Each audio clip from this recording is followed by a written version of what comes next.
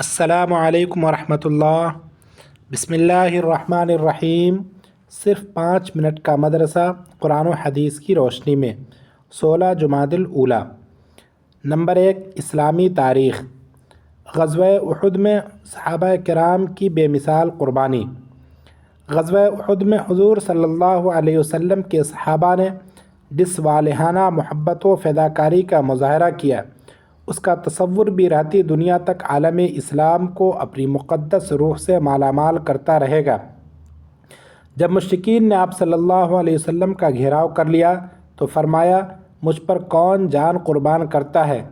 زیاد بن سکن رضی اللہ عنہ چند انصاریوں کے ساتھ آگے بڑھے اور یکے بعد دیگرے ساتھیوں نے آپ صلی اللہ علیہ وسلم کی حفاظت میں اپنے آپ کو قربان کر دیا۔ عبداللہ بن قمینیہ نے جب تلوار کا وار کیا تو ام عمارہ رضی اللہ عنہا حضور صلی اللہ علیہ وسلم کے سامنے آ گئی اور اس کے وار کو اپنے کندھوں پر روک لیا۔ حضرت ابو دجانہ رضی اللہ عنہ ڈھال بن کر کھڑے ہو گئے، یہاں تک کہ ان کی پیٹھ تیروں سے چھلنی ہو گئی۔ حضرت طلحہ رضی اللہ عنہ نے دشمن کے تیر اور تلوار ہاتھوں پر روکی، جس کی وجہ سے ان کا ایک ہاتھ کٹ کر گر گیا۔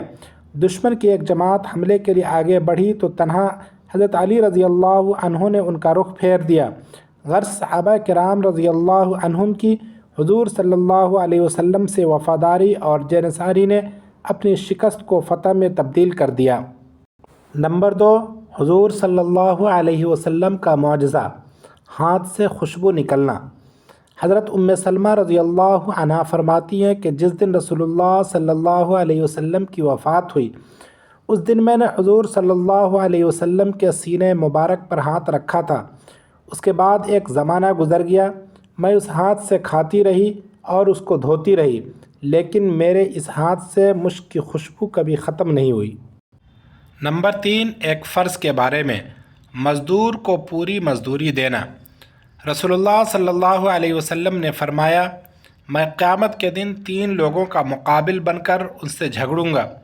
ان 3 میں سے ایک وہ شخص ہے جس نے کسی کو مزدوری پر رکھا اور اس سے پورا کام لیا مگر اس کو پوری مزدوری نہیں دی۔ ابن ماجہ۔ خلاصہ، مزدور کو مکمل مزدوری دینا واجب ہے۔ نمبر 4، ایک سنت کے بارے میں، بد اخلاقی سے بچنے کی دعا۔ رسول اللہ صلی اللہ علیہ وسلم نے یہ دعا فرماتے تھے، اللہم انی اعوذ بک من منکرات الاخلاق والاعمال والاہواء۔ ترجمہ، اے اللہ، میں برے اخلاق، برے اعمال اور بری خواہشات سے تیری پناہ چاہتا ہوں۔ نمبر 5، ایک اہم عمل کی فضیلت، خشوع خضوع سے نماز ادا کرنا۔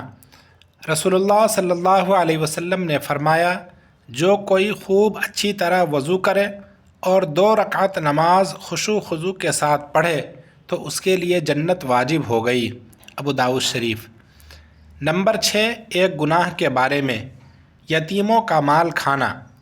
قرآن میں اللہ تعالیٰ فرماتا ہے، یتیموں کے مال ان کو دیتے رہا کرو اور پاک مال کو ناپاک مال سے نہ بدلو، اور ان کا مال اپنے مالوں کے ساتھ ملا کر مت کھاؤ، ایسا کرنا یقیناً بہت بڑا گناہ ہے۔ سورہ نساء۔ نمبر 7، دنیا کے بارے میں، نافرمانوں سے نعمتیں چھین لی جاتی ہیں۔ قرآن میں اللہ تعالیٰ فرماتا ہے، وہ نافرمان لوگ کتنے ہی باغ، چشمے، کھیتیاں اور عمدہ مکانات اور آرام کے سامان جن میں وہ مزے کیا کرتے تھے، سب چھوڑ گئے۔ ہم نے اسی طرح کیا اور ان سب چیزوں کا وارث ایک دوسری قوم کو بنا دیا، پھر ان لوگوں پر نہ تو آسمان رویا اور نہ ہی زمین، اور نہ ہی ان کو مہلت دی گئی۔ نمبر 8، آخرت کے بارے میں، اہل ایمان اور قیامت کا دن۔ رسول اللہ صلی اللہ علیہ وسلم سے 50,000 سال کے برابر دن یعنی قیامت کے بارے میں پوچھا گیا کہ وہ کتنا لمبا ہوگا، تو رسول اللہ صلی اللہ علیہ وسلم نے فرمایا، اس ذات کی قسم جس کے قبضے میں میری جان ہے، وہ دن مومن کے لیے اتنا مختصر کر دیا جائے گا جتنی دیر میں وہ دنیا میں فرض نماز ادا کیا کرتا تھا۔ مسند احمد۔ نمبر 9، طب نبوی سے علاج، کدو دودھ دہی سے علاج۔ حضرت انس رضی اللہ تعالی عنہ فرماتے ہیں کہ میں نے کھانے کے دوران رسول اللہ صلی اللہ علیہ وسلم کو دیکھا کہ پیالے کے چاروں طرف سے کدو تلاش کر کے کھا رہے تھے۔ اسی روز سے میرے دل میں کدو کی رغبت پیدا ہو گئی۔ فائدہ: اطباء نے اس کے بے شمار فائدے لکھے ہیں۔ اگر دہی کے ساتھ پکا کر استعمال کیا جائے تو بدن کو عمدہ غذائیت بخشتا ہے۔ گرم مزاج اور بخار زدہ لوگوں کے لیے غیر معمولی طور پر نفع بخش ہے۔ نمبر 10، نبی کریم صلی اللہ علیہ وسلم کی نصیحت۔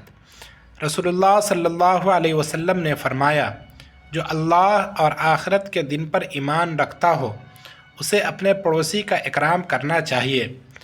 صحابہ نے پوچھا، یا رسول اللہ، پڑوسی کا پڑوسی پر کیا حق ہے؟ فرمایا، اگر وہ تم سے کچھ مانگے تو اس کو دے دیا کرو۔ ترغیب و ترہیب۔ اللہ تعالی عمل کی توفیق عطا فرمائے۔ اسی طرح کی مزید دینی، علمی اور معلوماتی ویڈیو سماعت فرمانے کے لیے چینل کو لائک، شیئر اور سبسکرائب کریں۔ پھر ملتے ہیں، جب تک کے لیے خدا حافظ۔